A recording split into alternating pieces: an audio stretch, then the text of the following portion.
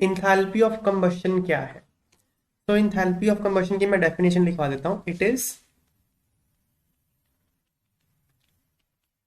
enthalpy change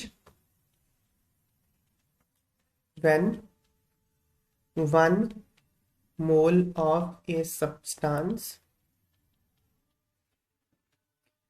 is burnt in excess of oxygen। जब आप 1 मोल substance को काफी अच्छी खासी मात्रा ऑक्सीजन में बर्न कर देते हो तो उसको हम इंथैल्पी ऑफ कंबशन कहते हैं। जैसे एक एग्जांपल बताता हूँ आपको। C solid plus O2 gas, CO gas, इसको हाफ से मल्टीप्लाई करना पड़ेगा। क्या ये enthalpy of combustion of carbon है? नहीं, क्योंकि अगर आप इसको एक्सेस ऑफ ऑक्सीजन में बर्न करोगे ना CO2 बनेगा, कार्बन मोनोऑक्साइड नहीं बनेगा। ये इंथैल्पी ऑफ कंबशन नहीं है, CO2 बनाना चाहिए था आपको।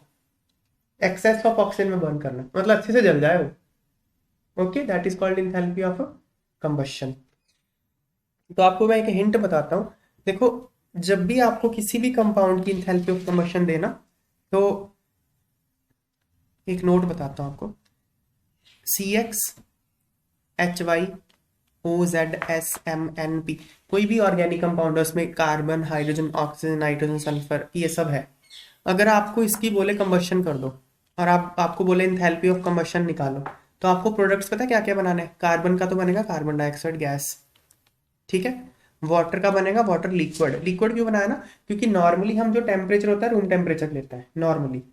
ऐसे कोई कंडीशन नहीं है कि रूम टेम्परेचर पे लेना है, पर नॉर्मली हम क्वेश्चन में मेंशन ना हो तो रूम टेम्परेचर लेते हैं। और रूम टेम्परेचर में वाटर लिक्विड होता है, तो हाइड्रोजन का क्या बन जाएगा? वाटर।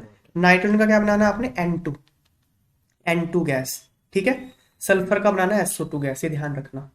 N2O नहीं, नाइट्रोजन का ऑक्साइड ना वेरी हाई टेम्परेचर पे बनता है, क्योंकि नाइट्रोजन बहुत अनरिएक्टिव होती है, उसका ऑक्साइड बहुत हाई टेम्परेचर पे बनता है। तो और कैटलिस्ट की प्रेजेंस में, तो किसी भी ऑर्गेनिक कंपाउंड को अगर आप बर्न करते हो, उसकी इंथैल्पी ऑफ कंबशन निकालनी है, तो आपको ये कंपाउंड्स बनाने हैं।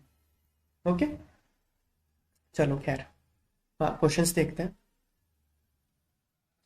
During complete combustion of 1 mole of, अच्छा एक और बात रह गई कि किसी भी रिएक्शन का इंथैल्पी फॉर एनी रिएक्शन, किसी भी रिएक्शन का enthalpy change is equal to sum of enthalpy of combustion of reactants minus sum of enthalpy of combustion of, नहीं उल्टा सही है, हाँ, रिएक्टेंट्स माइनस प्रोडक्ट्स, ठीक है। ये फॉर्मूला होता है sum of enthalpy of combustion of reactants minus enthalpy of combustion of products, ये आपको इंथैल्पी ऑफ रिएक्शन देगा। चलो,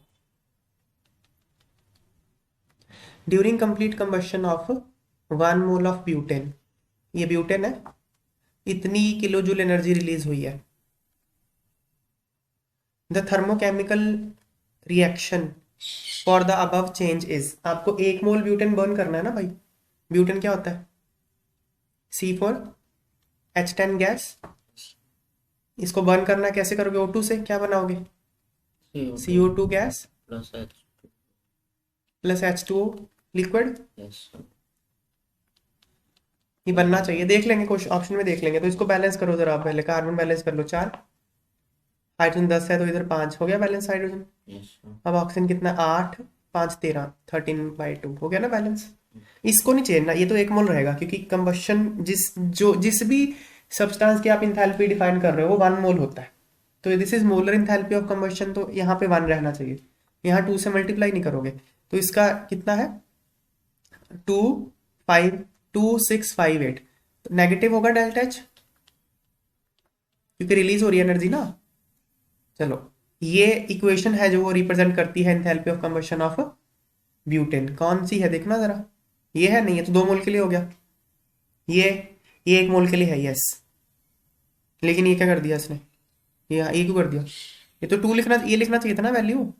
ये गलत हो गया है ना। और कौन है?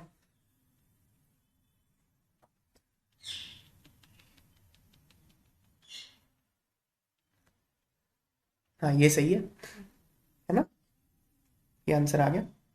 यहाँ पे गलत क्यों, प्लस आना चाहिए, प्लस लिख दिया, गलत है, माइनस होना चाहिए था, तो ये आंसर आ गया। ठीक है,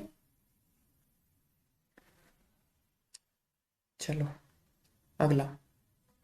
if the combustion of 1 gram graphite produces इतने kilojoule of heat, what will be molar enthalpy change. चलो पहले लिख लूं मैं, ये लिखा हुआ है देखो, ग्रेफाइट सॉलिड है, उसको बर्न कर दिया, बन गया CO2। ये रिएक्शन क्या रिप्रेजेंट करती है, कंबशन ऑफ ग्रेफाइट। ठीक है, तो 1 मोल ग्रेफाइट मतलब 12 ग्राम कार्बन होता है, तो 1 ग्राम कार्बन के बर्न करने से कितनी एनर्जी आ रही है, 20.7 किलो जूल। तो 12 ग्राम कार्बन के बर्न करने से कितनी आएगी, 12 से मल्टीप्लाई कर दोगे, तो यही है मोलर इंथैल्पी। मोलर इंथैल्पी पूछा है, this is molar enthalpy, negative आएगा क्योंकि एनर्जी रिलीज होती है, तो this is the molar enthalpy of combustion of graphite. ठीक है, next,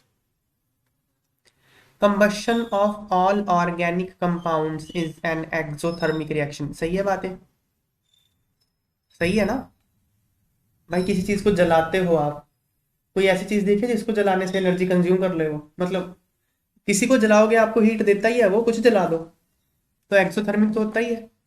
correct. The enthalpies of all elements in their standard state are 0, ये भी बात सही है। स्टैंडर्ड स्टेट में एंथैल्पी 0 हमने माना हुआ है कन्वेंशन से, दोनों बातें सही है, लेकिन रीजन का असर्शन से तो कोई लेना देना नहीं है, तो option 2 is the correct answer.